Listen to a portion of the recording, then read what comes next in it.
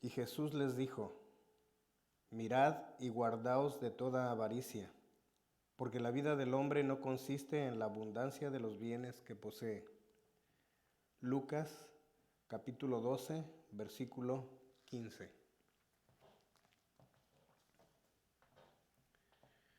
Amado Padre, te damos gracias porque hasta este momento nos has guardado. Exaltamos y glorificamos tu nombre, mi Dios, porque tú eres bueno y para siempre es tu misericordia. Gracias, Señor, porque aún en medio de las adversidades de la vida podemos confiar en ti, porque tú eres fiel. Gracias te damos, Señor, en el nombre de Cristo Jesús. Amén. Muy buenos días, hermanos y amigos que están con nosotros en esta transmisión. La semana pasada dimos inicio a lo que es el nuevo tema de Nueva Vida en Cristo, volumen 5, y el paso es el número 7, el Evangelio y la prosperidad. En la semana pasada estuvimos viendo algunos puntos, por ejemplo, fue el debate, luego el Evangelio predicado por los apóstoles, y vimos un poquito acerca de qué dice la Biblia sobre los bienes materiales. Entonces, hoy vamos a continuar y tenemos el texto que es nuestra base para este estudio, Lucas 12, capítulo 12, versículo 15. Y les dijo, en este caso fue Jesús el que dijo: mirad y guardaos de toda avaricia, porque la vida del hombre no consiste en la abundancia de los bienes que posee. Para hermanos que están con su libro, página número 18 y página número 19, es el paso número 7. Entonces, ¿por qué guardarse de la avaricia, según el versículo? Puedes escribir tu respuesta, o si ya la tienes, pues nada más compárala con lo que dice la Escritura. ¿Por qué guardarse de la avaricia? Dice, porque la vida del hombre no consiste en la abundancia de los bienes que posee. ¿Eso qué significa? Dice que no vivamos siempre con el deseo de tener más y más. No por ser dueño de muchas cosas se vive una vida larga y feliz. Lo hemos visto a través de la historia, como hombres con grandes posesiones o con más bien mucho dinero, muchos bienes materiales, viven vidas infelices. Esto no quiere decir que porque tengas dinero eres infeliz, pero tampoco es porque hay gente que dice, bueno, tampoco la pobreza da la felicidad. Y tienen razón, en cierta manera. Aquí lo que Jesús está tratando de comunicarnos, no tratando, sino comunicándonos, es que la vida de nosotros no consiste en lo que tenemos, en las posesiones, ni en la ropa, ni en las casas, o ni en cualquier bien material. Y la semana pasada hablábamos un poquito acerca de cómo algunas personas hemos pensado que si tuviéramos tal cosa seríamos felices. Pero llega el momento en que la obtienes y decíamos que el vacío sigue sin llenarse. ¿Qué es lo que pasa? Y Jesús nos dice lo siguiente. Lucas del 16 al 21, ahí narra una historia, una parábola que hablamos un poquito de ella la semana pasada, y dice así, Lucas capítulo 12 del verso 16 al 21. Dice, también les refirió una parábola diciendo, la heredad de un hombre rico había producido mucho. Verso 17, y él pensaba dentro de sí, diciendo, ¿qué haré porque no tengo dónde guardar mis frutos? El verso 18 dice, y dijo, esto haré, derribaré mis graneros y los edificaré mayores, y allí guardaré todos mis frutos y mis bienes. Obviamente él estaba pensando que iba a vivir muchísimos años. Y diré a mi alma, alma, muchos bienes tienes guardados para muchos años. Repósate, come, bebe, regocíjate. Pero entonces Dios le dijo, necio, esta noche vienen para pedir tu alma, y lo que has provisto, ¿de quién será? Así es el que hace para sí tesoros y no es rico para con Dios.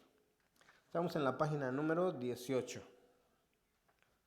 Sí, perdón, número 18. Sí. Entonces,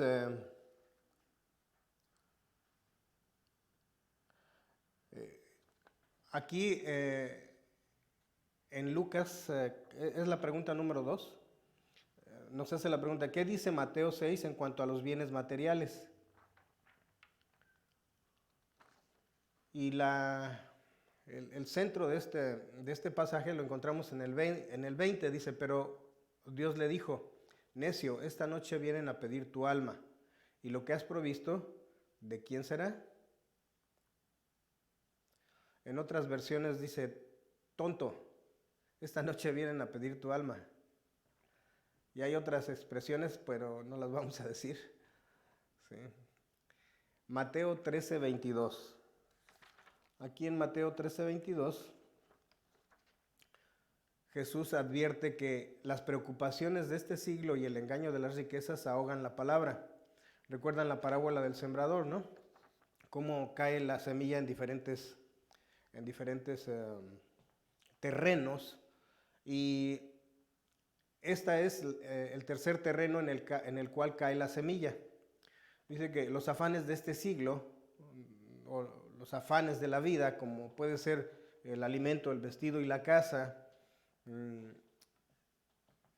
nos roban la palabra de Dios porque estamos enfocándonos más cómo obtener esos bienes, que son necesarios, obviamente, pero que nos roban la atención de poner las cosas o nuestra mirada en las cosas de arriba.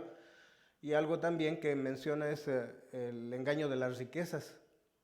A veces por querer ir tras las riquezas nos desviamos también del camino de Dios. Y no tan solo lo podemos ver, hay una expresión que se dice ladrones de cuello blanco. Son aquellas personas que tienen mucha educación, pero que su alma es maligna y perversa, y entonces va tras de los bienes materiales, pero no importándole engañar a los demás, que en un momento dado lo hemos visto ya a nivel mundial.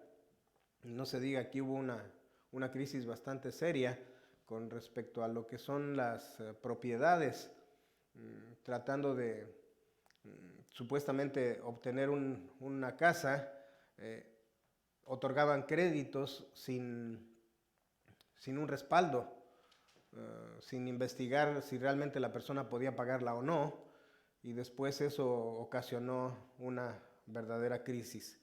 Obviamente los que estaban haciendo esto sabían lo que iba a suceder, y después las complicaciones fueron bastante devastadoras, que se siguen pagando todavía las consecuencias. Entonces dice, las preocupaciones de este siglo y el engaño de las riquezas ahogan la palabra. En el Mateo 19:2 dice, también les dijo, es más fácil pasar un camello por el ojo de una aguja que entrar un rico en el reino de Dios. También la semana pasada hablábamos de que en las ciudades había murallas y había un pasadizo donde cruzaban. También Pastor Mario me enseñó algunas imágenes donde se le llama ojo de aguja también a unas hendiduras que hay en los muros, en la parte superior, que parece un ojo de aguja, y era para lanzar flechas a los que venían a querer atacar a ese país, ¿no? Entonces, pero decíamos también que en el caso de la aguja que yo les mencionaba, el ojo de aguja era que los camellos para poder pasar tenían que agacharse, pero sin carga, ¿verdad? Pasar sin carga para que pudieran atravesar. Y era más fácil, dice eso, a que un rico entrara en el reino de los cielos. Pero tampoco quiere decir no quiere decir que los ricos no pueden entrar al reino de Dios. Y ya lo vamos a ir entendiendo un poco más conforme vamos avanzando en el estudio. Mateo 8, 19 y 20 dice, ¿qué dijo Jesús a uno que quería seguirle? Aquí podemos ver que dice que vino un escriba y le dijo, Maestro, te seguiré a donde quiera que vayas. Y a veces nosotros hablamos nada más sin pensar. Lo podemos ver también cuando el apóstol Pablo se lo dijo, ¿verdad?, a Jesús, que él iba a seguirlo, inclusive estaba dispuesto a dar su vida. Y ya vemos la historia, cómo es que Jesús le dice, Pedro, me vas a negar 3 veces antes de que el gallo cante, ¿verdad?, 2 veces. Y porque a veces somos así impulsivos, no pensamos lo que estamos diciendo. Y aquí este escriba le dice a Jesús, Maestro, te seguiré a donde quiera que vayas. Cabe resaltar que los escribas eran personas que tenían conocimiento, personas que eran las que escribían la palabra y tenían buenos ingresos. Entonces, pero ¿por qué este escriba le dijo a Jesús que lo seguiría a donde quiera que fuera? No sé, tal vez no lo menciona la palabra, pero podríamos especular un poquito. Quizás dijo, no, pues si aquí me va bien, si sigo al maestro, seguramente me va a ir mucho mejor, puedo tener más bienes materiales, ¿no? Pero ¿cuál fue la respuesta que le dio Jesús? Jesús le dijo en Mateo 8:20, las zorras tienen ¿qué? Guaridas. Sí, las zorras tienen guaridas. ¿Y las aves del cielo qué tienen? Nidos. Dice, mas el Hijo del Hombre no tiene dónde recostar su cabeza. Esto es, que ni siquiera tenía una almohada, según lo podemos entender. ¿Por qué le diría eso al escriba? ¿Sí? Mencionábamos quizás que el escriba vio que no había necesidad en el grupo que estaba formando, o la iglesia que se estaba formando con Jesús. Y eso veía que quizás los que venían sin bienes materiales podían tener alimento, vestido y casa, no lo sé, no lo especifica, pero Jesús conocía el corazón de este hombre, así es de que le dice, las zorras tienen guarida, las aves del cielo nidos, y el Hijo del Hombre no tiene dónde recostar su cabeza. Y esto es porque algunos piensan que la religión es un medio para obtener ganancias. Ya lo mencionábamos la semana pasada con el hermano Pedro, ¿verdad? Dice, hay pastores que de alguna manera hacen eso. Lamentablemente sí. Lo hemos visto en 1 Timoteo 6:5 y dice así, y peleas en todo momento. Los que hacen eso no son capaces de pensar bien ni conocen la verdad. Piensan que por medio de la religión pueden ganar mucho dinero. Entonces la gente que no conoce de Dios, cuando ve a estos pastores que tienen aviones, inclusive, no un avión, sino hasta 2, no un auto, sino hasta más, no una propiedad en bien raíz, sino hasta más. Y entonces dicen, bueno, te están timando, te están robando, etcétera. Pero sabemos que no todos los pastores hacen eso. Hay hay pastores que son llamados por Dios y son los que predican la palabra, y que muchas veces inclusive hay iglesias donde se predica la sana doctrina, la palabra de verdad, pero las personas no quieren escucharlo, porque mucha gente quiere escuchar que Dios nos bendice, que Dios nos da, que Dios nos sana, que Dios nos prospera, pero no habla nada de nuestro pecado. ¿Cuál es nuestro pecado? Nuestro pecado, y eso es ahí donde se habla. Principalmente Jesús y el apóstol Juan empezaron diciendo, arrepentíos porque el reino de los cielos se ha acercado. ¿Arrepentirme de qué? Primero tengo que saber que soy un pecador, qué tipo de pecado estoy cometiendo. Entonces, arrepentirme de él y regresar a los caminos de Dios. Cambiar de dirección es arrepentimiento.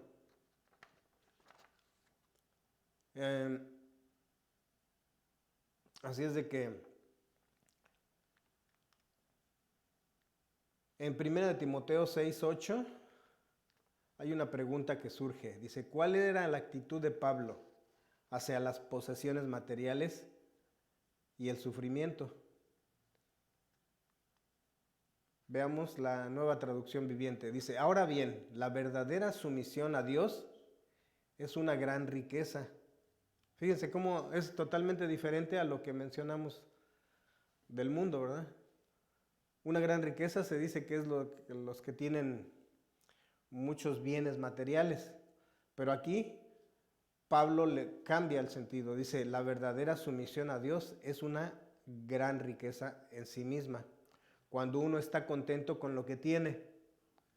¿Sí? A veces nosotros lamentablemente nos estamos quejando de lo que no tenemos, pero no agradecemos lo que sí tenemos. ¿Sí? Aun cuando uno atraviese problemas de salud, tenemos la vida. Aun cuando atravesemos escasez, Dios siempre nos provee el alimento. ¿Sí? Dice, hay una parte de la Escritura donde dice que no he visto justo que mendigue pan, porque Dios lo provee. 1 Timoteo 6:7 dice, después de todo, no trajimos nada cuando vinimos a este mundo, ni tampoco podremos llevarnos nada cuando lo dejemos. En semanas anteriores también Pastor Mario nos mencionaba que cuando los faraones morían, eran enterrados con bienes materiales, con oro, por ejemplo, sus comidas favoritas, y a tal grado que pensaban que, no sé qué se imaginaban que iba a ser la otra vida, que algunos hasta enterraban a sus propios sirvientes. Bueno, se los enterraban con sus sirvientes pensando que iban a tener allá también a estas personas bajo su misión y para su servicio, cuando esos sirvientes estaban vivos. ¿Qué cosas, ¿no? Qué manera de pensar tenían antes. Pero bueno, no nos podemos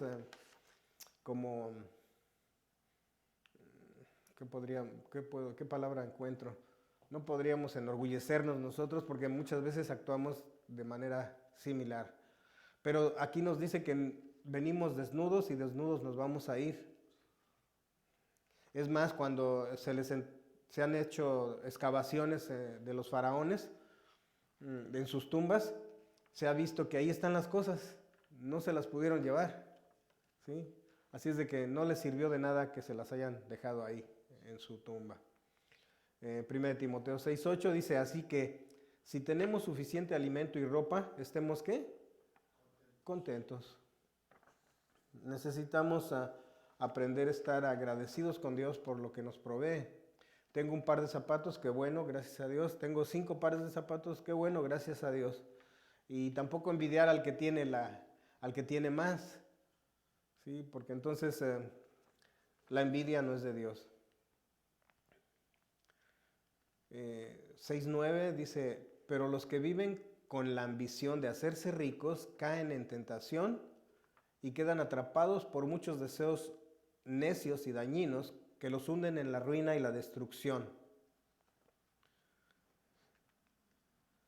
Pues el amor al dinero es la raíz ¿de qué?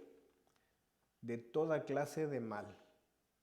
Algunas personas, en su intenso deseo por el dinero, se han desviado de la fe verdadera y se han causado muchas heridas dolorosas.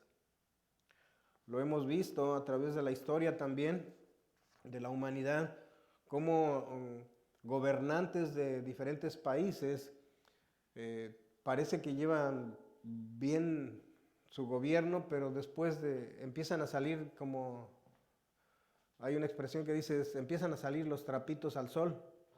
Resulta de que ellos se enriquecen a causa de sobornos, se enriquecen robándole al pueblo y lamentablemente muchos no han tenido una consecuencia, no han pagado ningún precio por eso que hicieron. Sin embargo, cada vez las leyes van modificándose y tratan de ahora inclusive anteriormente no eran intocables los presidentes que iban saliendo del gobierno, pero ahora hay países que están llevándolos a juicio y bueno, algunos han terminado en la cárcel también, ¿verdad? Porque es el amor al dinero la raíz de toda clase de mal. Decíamos, Dios permite que haya dinero, pero el dinero no tiene nada de malo. Simplemente el dinero dice que como que aumenta lo que ya somos. Dice que si eres una persona buena y generosa, si tienes dinero, no te vuelves, sino más bien aumenta lo que ya eres. Pero también si eres avaro y si eres codicioso, te vuelves peor. Dice que una persona que está acostumbrada a beber alcohol, cervezas por ejemplo, y cuando tiene dinero, cuando llega a tener dinero, entonces ya no tan solo toma cerveza, sino que ahora ya toma whisky o coñac o no sé, ¿cómo se llama esta otra? La champaña, ¿no? Que son bebidas muy costosas. Entonces, a veces malinterpretamos el que la gente tenga dinero y dice, mira, nada más tuvo dinero y cambió. No, realmente el corazón del hombre es malvado, el corazón del hombre es malvado por naturaleza, pero Dios quiere transformar ese corazón malvado en un corazón de bondad. Veamos entonces. Pablo nunca puso énfasis en la prosperidad porque había aprendido a contentarse con poco o con mucho. Nosotros a veces hemos comentado que cuando tenemos trabajo en abundancia, no venimos y decimos, ay, fíjate que ahora me gané $1,000 más, o fíjate que ahora tuve más trabajo y Dios me bendijo con $5,000 más o una X cantidad. Pero eso sí, cuando un día nos quitan de trabajo, entonces sí venimos y lo compartimos. Y, ay, ya me quitaron un día de trabajo y ahora qué voy a hacer, no tengo para esto, no tengo para el otro. Quejas y quejas y quejas. Pablo nunca hizo énfasis en eso, dice, de la prosperidad, porque había aprendido a contentarse con poco o con mucho. Estaba satisfecho con solo tener sustento y abrigo. Pablo dice, advierte contra la codicia, llamándole la raíz de toda maldad. Ser codicioso es una raíz de toda maldad, según lo menciona Pablo en 1 de Timoteo 6:10. Y veamos ahora Filipenses 4:11. No lo digo porque tengáis escasez, pues he aprendido a contentarme cualquiera sea mi situación. Sí, recordemos que aquí esta carta que escribió Pablo a los filipenses es porque empezaban a ayudarlo Hubo un tiempo que lo ayudaron a él financieramente, pero después ya no lo hicieron y ahora nuevamente lo vuelven a hacer, lo vuelven a ayudar financieramente. Y dice, no lo digo porque tenga escasez, pues he aprendido a contentarme cualquiera que sea mi situación. Sé vivir humildemente, en este caso sí se refiere a pobreza extrema, ¿sí? Y sé tener en abundancia. En todo y por todo estoy enseñado, así para estar saciado como para tener hambre, así para tener abundancia como para padecer necesidad. Podemos ver esta imagen de ese hombrecito que está ejercitándose. Pablo lo hizo así. Obviamente cuando él estaba persiguiendo a la iglesia era un hombre próspero y después cuando empieza no a perseguir a la iglesia sino a formar parte de la iglesia, ahora empieza a ser perseguido él y entonces ahí es donde comienza a padecer necesidades. Que mucha gente podría decir, y lo hemos expresado, y yo lo llegué a decir en alguna ocasión, que cuando no estaba en los caminos de Dios, llegué a pensar, antes estaba mal, pero ahora estoy peor, ¿sí? Pero no era, en realidad no es así, uno lo ve de esa manera, pero lo que está sucediendo es que Dios está transformando desde el interior y eso toma su tiempo, aunque Dios es capaz de transformarnos en un chasquido, en un abrir y cerrar de ojos, nos puede transformar nuestro ser interior. La mayoría de nosotros no cambiamos así, es un progreso, ¿sí? Progresivamente vamos avanzando. Pablo en Filipenses 4:13 menciona esto: todo lo puedo en Cristo que me fortalece. Este es un texto que ha sido mal interpretado, lo han sacado del contexto, ¿sí? Aquí el contexto es que Pablo pudo soportar situaciones de escasez, extrema pobreza, de no poder, inclusive de no comer, y todo lo opuesto, tener muchas cosas, muchos bienes, y lo supo, eso no lo cambió de seguir el camino de Dios. Entonces, decíamos que este texto ha sido mal interpretado porque decimos todo lo puedo en Cristo que me fortalece y lo declaramos pensando en que quizás, por ejemplo, si esto pesa 1 tonelada y yo dijera, fíjense nada más a qué grado llega, ¿no? Si esto pesa 1 tonelada y yo digo esto, todo lo puedo en Cristo que me fortalece y yo quiero levantarlo, eso es imposible, no es razonable. Y así como eso, muchas otras cosas. Dice, yo puedo hacer un negocio, por ejemplo, puedo hacer un negocio multimillonario, ¿no? Como hemos visto a algunos hombres que Dios les ha dado ciertas capacidades y lo utilizan para bien de la humanidad y bueno, pues pueden generar grandes ingresos, pero no a todos se nos ha dado eso. Ahora, no es lo más importante obtener bienes materiales, pero tampoco quiere decir que no debemos de tenerlos, porque a veces se malinterpreta ese punto, ¿verdad? Veamos qué nos dice Filipenses 4:19. Mi Dios, pues, suplirá todo lo que os falte conforme a sus riquezas en gloria en Cristo Jesús. Aquí Pablo describe la plena confianza en Dios, totalmente confiando en Dios, de recibir todo lo que necesitemos por medio de Cristo. ¿Sí? Nosotros a veces estamos confiando en el trabajo, estamos confiando en la cuenta de banco, ¿sí? Y no, en quien debemos de confiar es en Cristo, ya que es el dueño de todo. Y Él sabe de qué necesidad tenemos. Recordemos que en Mateo nos menciona, buscad primeramente el reino de Dios y su justicia. y todas estas cosas serán añadidas. ¿Cuáles estas cosas? Era alimento, vestido y techo. ¿Sí? Ahora, ¿a quién le pasan cosas desagradables en la vida? ¿Quién se enferma? Todo mundo. Si tú eres un ser humano, no importa si eres creyente o no eres creyente. El problema no es lo que nos pasa, el problema es qué hacemos, qué respuesta tenemos para lo que nos pasa. Y realmente,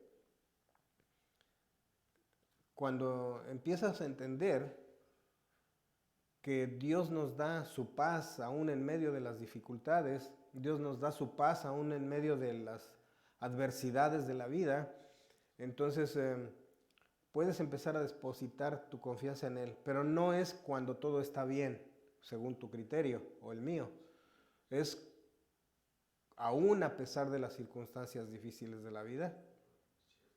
¿Sí? Confiemos en Él, como dice Pablo, ¿verdad? Mi Dios pues suplirá todo lo que nos falte conforme a sus riquezas en gloria en Cristo Jesús.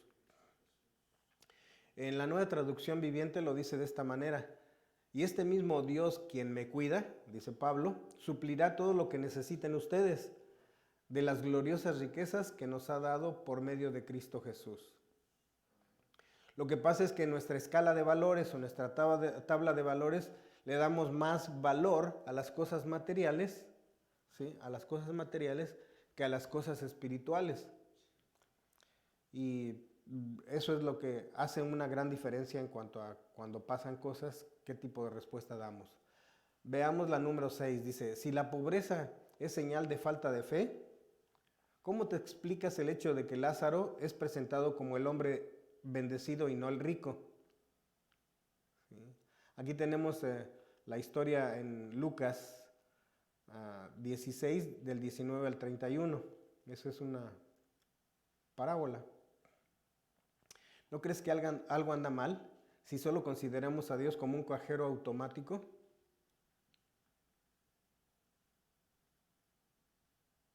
Pero bueno, ya hemos visto todo esto. Vamos a sacar algunas conclusiones.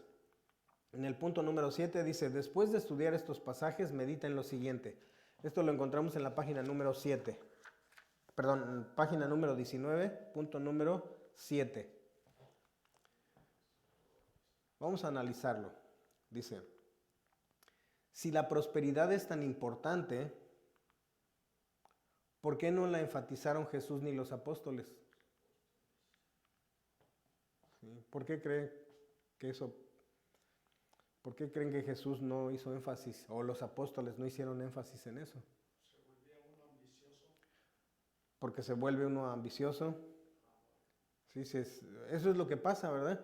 En el Evangelio de la Prosperidad apelan a la avaricia de la gente, apelan a la ambición de la gente. Y no quiere decir que la ambición sea mala en sí, sino el propósito de la ambición. Por ejemplo, Dios ambicionó salvar al mundo.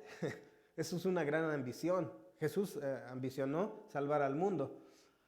Pero esa es una buena ambición.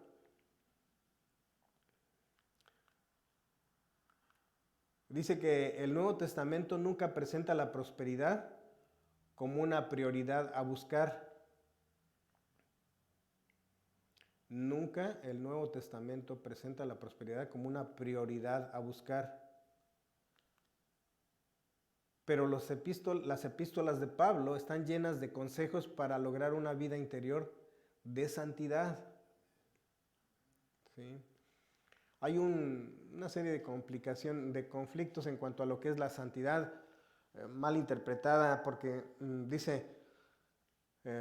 alguien menciona que dice: sin santidad nadie verá al Señor. Es un texto que está en la Escritura, pero entonces quiere decir que de nada sirvió nuestra salvación si no soy santo. Pero bueno, ese es otro tema. Dice: las epístolas de Pablo están llenas de consejos para lograr una vida interior. Decíamos que la salvación es gratis, pero la santidad, esa sí tiene un precio, y esa nos toca a nosotros pagar ese precio. ¿Cómo se puede empezar a vivir en santidad? Conociendo la palabra, conociendo el consejo de Dios, sabiendo qué es lo que debemos de hacer, pero entenderlo también y luego poniéndolo en práctica. ¿Sí? Una de las cosas que hemos hablado de que aquí nadie podría pararse aquí al frente, y por supuesto yo tampoco, para poder compartir la palabra de Dios, ya que yo soy un pecador, que he sido regenerado, que estoy siendo regenerado por Dios a través de su palabra, pero que no merezco estar aquí. ¿Sí? Y entonces, ¿quién podría compartir la palabra si no hay, dice, no hay uno solo que no sea pecador, excepto Cristo, ¿verdad? Pero bueno, esa es otra historia. El Nuevo Testamento advierte en contra de los peligros del materialismo. ¿Sí? Hemos visto cómo también gobiernos que prometen ciertas cosas a los pueblos, cuando ya están, los gobernantes, cuando antes de ser elegidos, prometen ciertas cosas a los pueblos, y cuando ya han sido elegidos, entonces las cosas cambian y meten en un caos financiero a todo un país. ¿Sí? Los esclavizan, los someten. Ya saben de qué países estamos hablando, ¿no? Entonces dice que aquí en el Nuevo Testamento nos advierte contra los peligros del materialismo. Es imposible servir a Dios y a las riquezas, dice. Las riquezas son temporales, pero han enredado a muchos. En cierta ocasión comentábamos, Rita y yo, mi esposa, decíamos, qué difícil es ser un gobernante de cualquier país, porque si tratas de hacer las cosas correctamente, te echas de enemigos a los que no hacen las cosas correctamente, y entonces puedes terminar siendo asesinado, como ya ha sucedido en otras ocasiones con países o candidatos a gobernantes que se ve que van a tomar cartas en el asunto para enderezar las cosas, pero los eliminan. ¿Sí? Entonces, decíamos, qué difícil es proponernos como candidatos para la presidencia, porque o quedas mal con unos o quedas mal con otros, o quedas mal con el pueblo o quedas mal con los que manejan, ¿cómo se llaman? Los hilos en la parte alta, en las esferas altas de gobierno. Entonces, mejor no meterse en eso, ¿no? Aunque hay quien dice, no, es que esperemos que el pueblo de Dios se prepare, que sean abogados, licenciados, etcétera, o lo que se necesite para estar en las esferas del gobierno y puedan introducirse y las cosas cambien. Eso es algo optimista, pero en realidad la palabra nos dice otra cosa. El príncipe de este mundo gobierna, ¿sí? Satanás gobierna esto, y no se va a poner, no hay un solo gobierno o una sola persona que entre para cambiar la situación. Esa es la realidad. ¿Sí? Parece como que no estamos dando buenas esperanzas, no son buenas nuevas, pero sí son buenas nuevas. ¿Por qué? Porque el mundo no va a cambiar. ¿Sí? Pero podemos vivir en el mundo bajo la cobertura de Dios. Él promete, Él cumple lo que promete, y nos ha prometido que los que buscamos a Dios, todas las cosas nos ayudan para bien. ¿Sí? Entonces, el énfasis en la prosperidad fácilmente se convierte en un evangelio por interés. Por eso es que vemos iglesias que se llenan a reventar. Apenas empiezan en un lugar y cuando menos lo pensamos, ya está lleno ese lugar.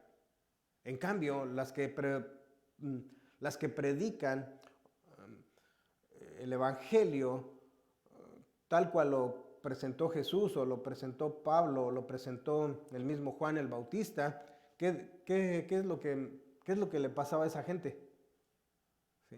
Eran perseguidos, eran apedreados, inclusive eran asesinados, ¿no? Pasaban bastantes complicaciones. Entonces, ese evangelio de la prosperidad es un evangelio por interés. ¿Apelando a qué? A la avaricia de la gente, ya lo mencionábamos anteriormente.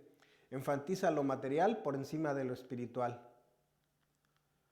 Nos han dicho que declaremos, y a veces caemos yo caí en esa situación, utilizando un poco de la lógica. Decía, pues sí es razonable, y de verdad llega el momento en que puede convencerse de lo que nos dicen, pero para eso está la palabra de Dios, para revelar las mentiras de Satanás, y nosotros podamos estar atentos a ello. En esta Nueva Vida en Cristo, volumen 5, dice que más respuestas bíblicas a mentiras comunes. Satanás es su artimaña principal es la mentira. Acuérdense desde el Génesis, ¿sí? Mentira tras mentira, mentira tras mentira. ¿Y qué pasó? Ahora estamos como estamos. Entonces,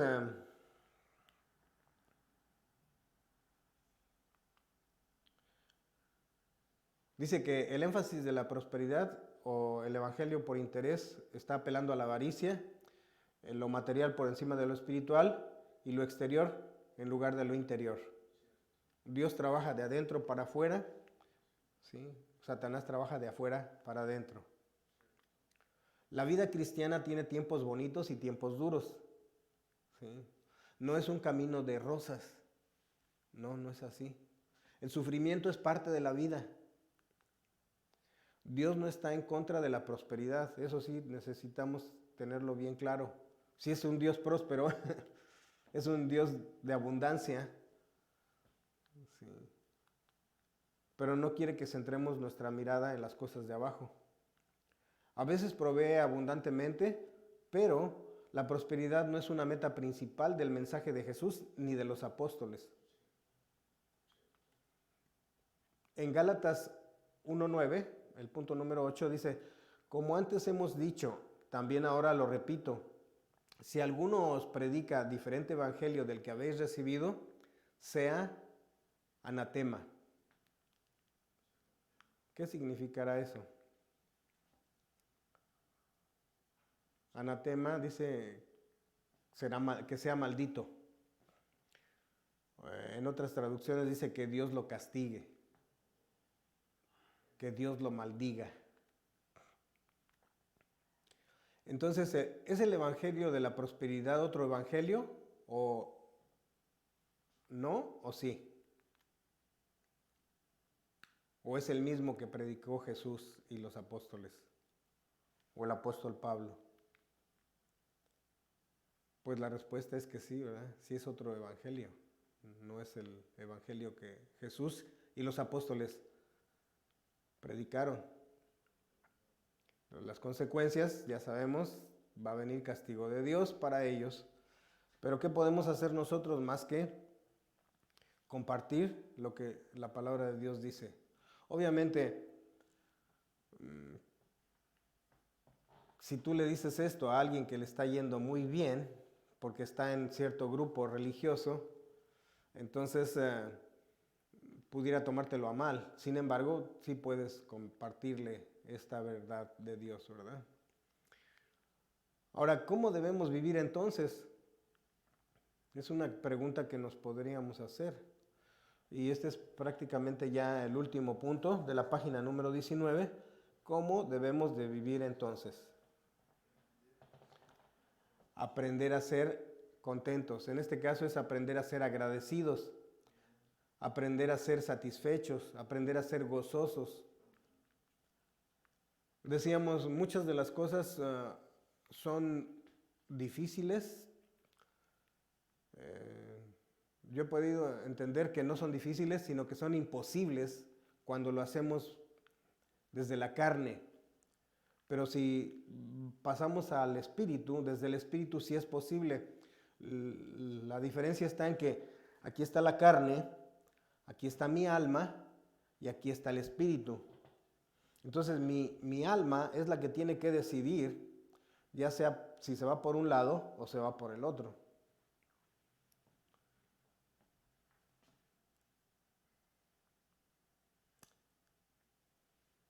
¿Qué debe ser nuestro enfoque entonces? ¿En qué nos debemos de enfocar? La respuesta la vamos a encontrar en 2 Corintios 4, 17 y 18. Dice así: pues nuestras dificultades actuales son pequeñas y no duran mucho tiempo. Sin embargo, nos producen una gloria que durará para siempre y que es de mucho más peso que las dificultades. O sea que no está diciendo que no, como pueblo de Dios no vamos a tener problemas, dificultades. Sí las vamos a tener. Y si te han contado que todo iba a iba a ser diferente, pues te engañaron. A veces nos engañan y a veces nosotros escuchamos cosas que no nos dicen. Yo había entendido eso, que una vez que aceptaba a Cristo, dice, todas las cosas son hechas nuevas, pero yo pensaba que todas las cosas que me estaban sucediendo alrededor, las circunstancias de mi vida iban a cambiar. No, ni siquiera se me ocurrió que el que tenía que cambiar era yo, que tenía que ser de adentro hacia afuera y no de afuera hacia adentro. En mi ignorancia yo quería que las cosas fueran solucionadas, así como yo me metí en problemas, ahora Dios me soluciona mis problemas, y no es así. Entonces dice que las dificultades actuales consideremos las pequeñas porque no van a durar mucho tiempo. ¿Cómo que no mucho tiempo? Si ya tengo tantos años con esta enfermedad, tengo tantos años con estos problemas con mi esposo, con mi esposa, tengo tantos años con estos problemas con mis hijos, tengo tantos años con problemas con mis vecinos, tengo tantos años con deudas, tengo tantos años con... Y así la lista es interminable. Pero no se refiere al tiempo de nosotros, al tiempo de Dios. ¿Sí? Por más que vivamos 120 años, decíamos, es poco tiempo. Esas dificultades no durarán mucho tiempo. Sin embargo, dice, nos producen una gloria que durará para siempre y que es de mucho más peso que las dificultades. 2 Corintios 4:18, no mirando nosotros las cosas que se ven, sino las cosas que no se ven. Pues las cosas que no se ven, pues las cosas que se ven son temporales, pero las que no se ven son eternas. ¿Sí? Cuando vemos esas cosas que son eternas, no se pueden ver físicamente, pero ¿cuál sería la respuesta entonces? ¿Qué debe ser nuestro enfoque? ¿La mirada puesta en las cosas de abajo?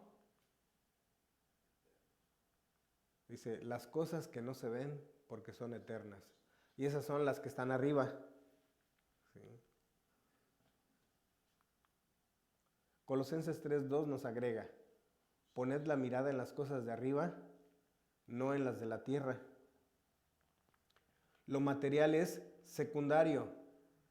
El problema, como viviendo en un mundo materialista, lo que sucede es que todo el enfoque está en obtener cosas. ¿Sí? Estamos como programados desde la infancia para eso.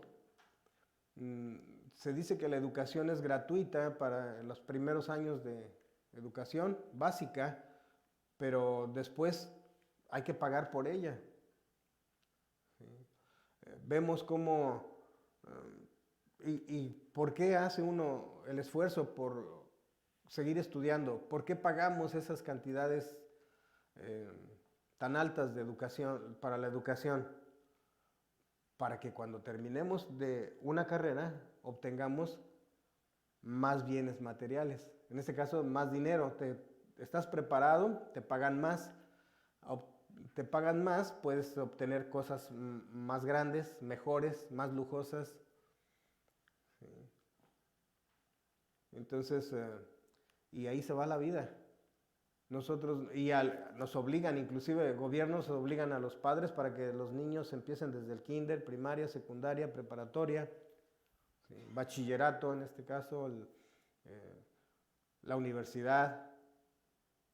Y nos han metido tanto que hay que prepararse y que sí es bueno. Y no digo que sea malo. No porque no haya estudiado quiere decir que no se deba estudiar.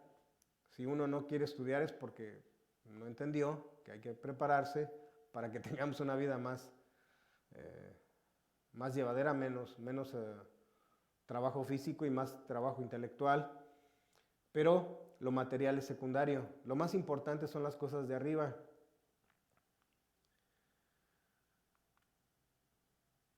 En Santiago 1:9 dice, el hermano que es de humilde condición, gloríese en su exaltación.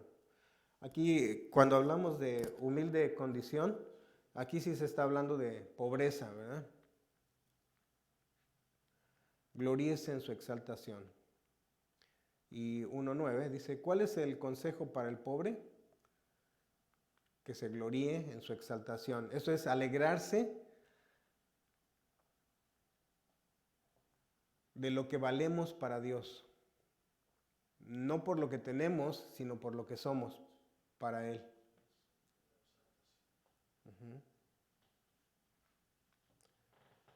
Y en Santiago 1:10 dice, pero el que es rico en su humillación, porque él pasará como la flor de la hierba. Aquí el consejo para el rico es que se sienta feliz cuando Dios lo humille. Qué contraste, ¿no? Qué contraste. Cuando Dios humilla al rico es cuando él debe de sentirse feliz. Dice que a los soberbios los humilla y a los humildes los engrandece, o ¿cómo dice el texto? No lo recuerdo en este momento. Los exalta, ¿verdad? A los humildes los exalta y a los soberbios los humilla. Entonces gloriémonos en eso.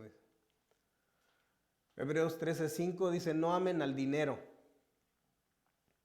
Estén contentos con lo que tienen, pues Dios ha dicho, nunca te fallaré, jamás te abandonaré. ¿Realmente creemos esa promesa de Dios? Muchos de los problemas en los hogares tienen que ver con el dinero. Muchos de los problemas en los hogares tienen que ver con no hay suficiente. Decíamos que en la cultura machista, por lo menos en México y en otros países, es que la mujer tiene que estar en la casa y el hombre sale a buscar los bienes o trabajo para poder sustentar los bienes materiales, ¿no? Pero ese es un principio que está bíblico, pero ¿qué resulta? En la actualidad, no nada más en un solo país, sino en muchos países del mundo la mujer está trabajando, ¿pero por qué? ¿Sí? Porque no estamos contentos con lo que tenemos. Siempre queremos tener más.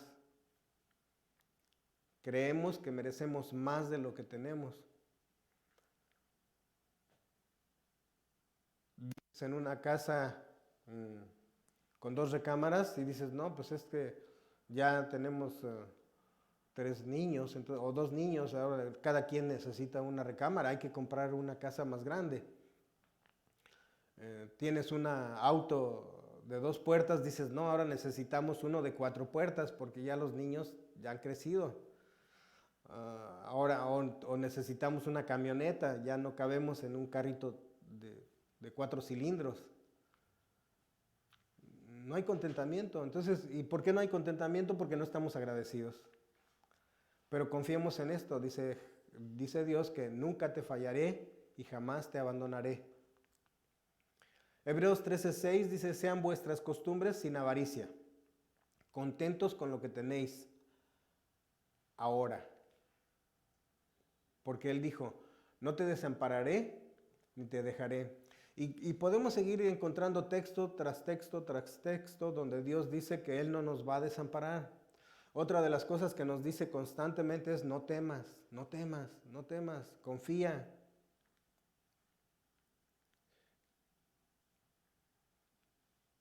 Muchas veces oímos que cuando las cosas están bien, hasta nos reímos, ¿no? Bueno, bien entre comillas, según nosotros están bien. Pero una vez cuando se salen mi norma, de lo que yo pienso que está correcto, entonces ahí ya cambia mi manera de estar, mi manera de ser.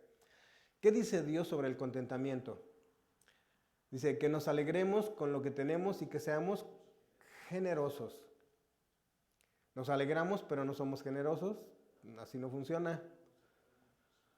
Porque Dios no nos dejará ni nos desamparará. Así podemos decir con toda confianza, el Señor es el que me ayuda. Podemos decir entonces como Pablo, todo lo puedo en Cristo que me fortalece. Sabemos estar en abundancia, pero también sabemos estar en la escasez. Sabemos estar felices y contentos cuando tenemos mucho, pero también cuando tenemos poco o cuando no tenemos nada material. Porque aun cuando no tengamos nada material, las cosas espirituales, esas nadie nos las quita. Ya Dios nos estuvo diciendo varias veces que hagamos tesoros en el cielo. Así es de que esa historia va a continuar. Realmente no termina aquí.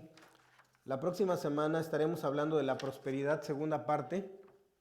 Es el paso número 8. Y quiero decirles que